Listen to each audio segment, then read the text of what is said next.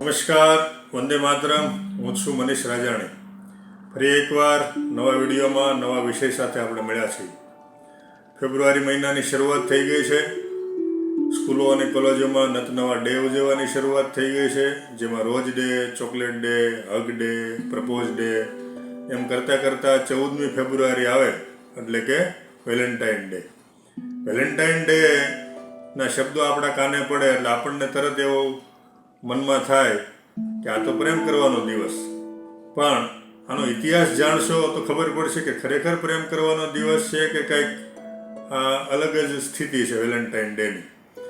તો આપણને પ્રશ્ન થવો જ જોઈએ કે આ વેલેન્ટાઇન ડેની શરૂઆત ક્યારે થઈ, કોણે કરી, શા માટે કરી, કયા હેતુથી કરવામાં આવી. તો આનો એક ઇતિહાસ જાણીશું તો આપણને ખબર પડશે કે આ ડે ઉજવવો જોઈએ કે નહીં. તો યુરોપની અંદર ખૂબ જ ખરાબ પરંપરા એક ચાલુ હતી અને આજે તો આખા વર્લ્ડમાં ચાલુ થઈ ગઈ છે. એ ખરાબ પરંપરા એટલે કે લિવ એન રિલેશનશિપ.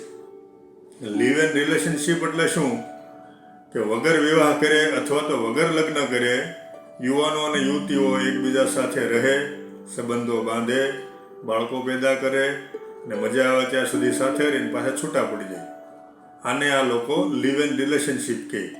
આજે આ દુષ્ચક્ર આખા વર્લ્ડમાં ચાલુ છે ને એમ આજે આપણા ભારત દેશમાં પણ ચાલુ થઈ ગયું છે. એટલે કહેવાનો હેતુ એ છે કે આ જ્યારે આખી ખરાબ પરંપરા ચાલતી હતી એ સમયે ભારતના વિચારોથી ખૂબ જ પ્રભાવિત થયેલા રોમના ચર્ચના એક પાદરી કે જેનું નામ હતું વેલેન્ટાઇન. એ વેલેન્ટાઇન નામના પાદરી તત્કાલીન સમાજના જે આવા લિવ એન રિલેશનશિપમાં રહેતા હતા જે યુવાનોને જ્યારે ચર્ચમાં એ લોકો આવે ત્યારે સમજાવતા, વાત કરતા કે ભાઈ ભારતના લોકો છે ને ઉત્તમ આદર્શ દાંપત્ય જીવન જીવે છે, તેમની કુટુંબ વ્યવસ્થા ખૂબ જ જોરદાર છે, આવી રીતે જીવન જીવવું જોઈએ.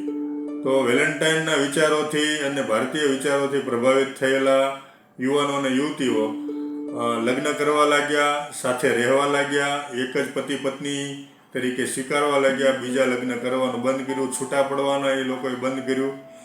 અને આવી રીતે વેલેન્ટાઇનથી પ્રભાવિત થઈને એક ધીમે ધીમે એક સારી શરૂઆત થઈ યુરોપમાં. પણ એ 14 ફેબ્રુઆરી 498મી સાલમાં એ વેલેન્ટાઇન નામના પાદરી મૃત્યુ પામ્યા. અને એ પાદરીની પુણ્યતિથિ નિમિત્તે યુવાનો અને યુવતીઓએ વેલેન્ટાઇન ડેની શરૂઆત કરી.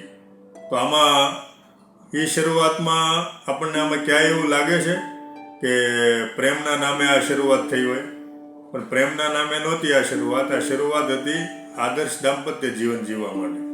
પણ આજે શું ચાલુ થયું છે કે લિવ એન રિલેશનશિપની શરૂઆત જ વેલેન્ટાઇન ડેથી શરૂ કરે કે ભાઈ હું તને પ્રેમ કરું છું, પછી પાછા સાથે રહે, એકબીજા શરીરના સુખો માણે ને પછી છૂટા પડી જાય. પરિણામે આજે સમાજ આખો અસ્તવ્યસ્ત દિશામાં છે.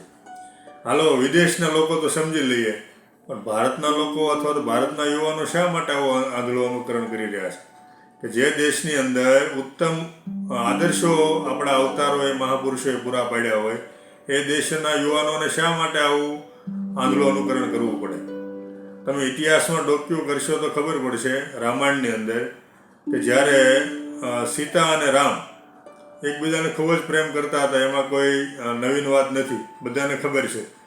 પણ જ્યારે સીતાનો ત્યાગ એક ધોબીની શંકાથી રામે કર્યો ત્યારે સીતા જો ધારે તો બીજા કોઈ પણ રાજકુંવર સાથે લગ્ન કરી શકત અથવા તો પોતાના પિતાને ઘરે જઈ શકત, પોતાના પિતાને વાત કરી શકત, મને બીજે પરણાવી દો.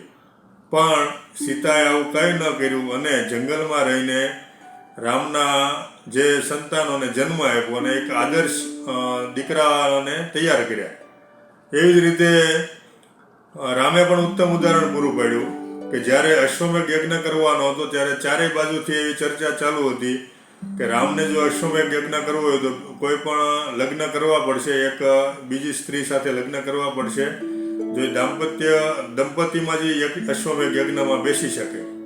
ત્યારે રામે ઉત્તમ ઉદાહરણ એ પૂરું પાડ્યું કે સીતાની એક સેમ ટુ સેમ મૂર્તિ બનાવીને અશ્વમેઘ યજ્ઞમાં પોતાની બાજુમાં બેસાડી મૂર્તિને અને આખો અશ્વમેઘ યજ્ઞ કર્યો.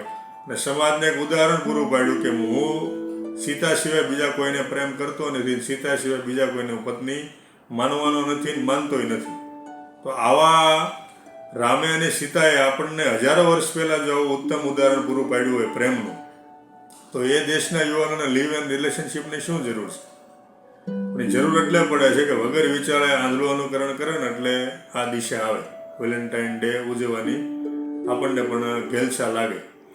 પણ ભારત દેશના યુવાનો જો રામ અને સીતાને આદર્શ માનતા હોય, રામ અને સીતાને જો પોતાના આદર્શ ગણે, તો ભારતના યુવાનોને નથી રિલેશનશિપની જરૂર પડવાની, નથી વેલેન્ટાઇન ડેની જરૂર પડવાની, અને એક આદર્શ દાંપત્ય જીવન જીવવાની શરૂઆત પણ થઈ શકે. વિશેષ વાત ન કરતા આ વેલેન્ટાઇન ડેના નામે જે આપણે આંધળું અનુકરણ કરતા રહેલા છીએ એ બંધ કરીએ અને યુવા પેઢીને જાગૃત કરીએ. એ સાથે વંદે માતરમ. નમસ્કાર.